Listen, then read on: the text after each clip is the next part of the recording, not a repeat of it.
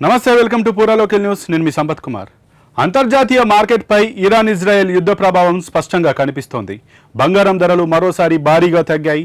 America అధ్యక్షుడు Donald Trump strait of హెర్ముజ్ను వెంటనే తెరవకపోతే Iran power ప్లాంట్లు వంతెనలపై దాడులు చేస్తామని, ఇరాన్కు నరకం చూపిస్తామని హెచ్చరించారు. ఇరాన్పై ట్రంప్ తీవ్ర వ్యాఖ్యల నేపథ్యంలో మార్కెట్ కుదేలైంది.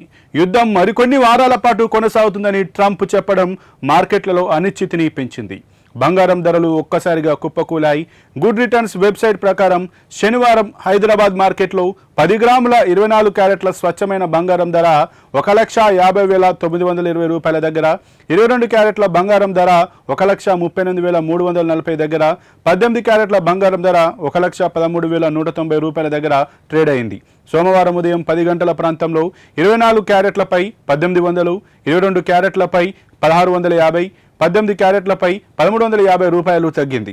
ప్రస్తుతం 24 క్యారెట్ల 10 గ్రాముల బంగారం ధర 1,49,130 రూపాయలు, 22 క్యారెట్ల 10 గ్రాముల బంగారం ధర 1,36,700 రూపాయలు, 18 క్యారెట్ల 10 గ్రాముల బంగారం ధర 1,11,850 రూపాయలుగా ఉంది.